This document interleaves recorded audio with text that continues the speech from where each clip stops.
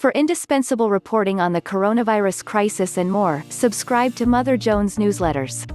In a sweeping rebuke of President Trump's behavior in office, former Defense Secretary James Mattis on Wednesday condemned Trump's deployment of the military in Washington, D.C.'s Lafayette Square to disperse peaceful protesters with tear gas for a photo op, The Atlantic reports.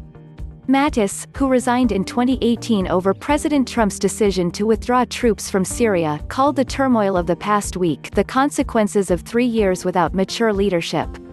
"When I joined the military, some 50 years ago, I swore an oath to support and defend the Constitution," he wrote.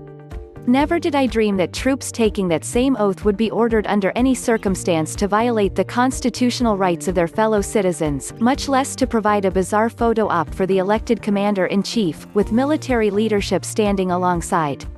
Read Mattis' indictment of the Trump presidency. "I have watched this week's unfolding events, angry and appalled.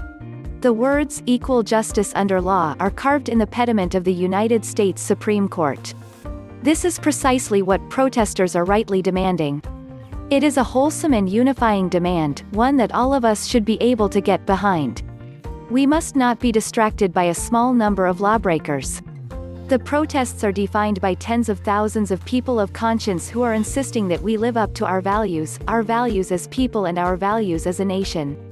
When I joined the military, some 50 years ago, I swore an oath to support and defend the Constitution. Never did I dream that troops taking that same oath would be ordered under any circumstance to violate the constitutional rights of their fellow citizens, much less to provide a bizarre photo op for the elected commander-in-chief, with military leadership standing alongside. We must reject any thinking of our cities as a battle space that our uniformed military is called upon to dominate. At home, we should use our military only when requested to do so, on very rare occasions, by state governors. Militarizing our response, as we witnessed in Washington, D.C., sets up a false conflict, between the military and civilian society. It erodes the moral ground that ensures a trusted bond between men and women in uniform and the society they are sworn to protect, and of which they themselves are a part.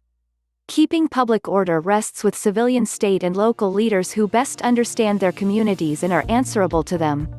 James Mattis wrote in Federalist 14 that America united with a handful of troops, or without a single soldier, exhibits a more forbidding posture to foreign ambition than America disunited, with 100,000 veterans ready for combat. We do not need to militarize our response to protests. We need to unite around a common purpose.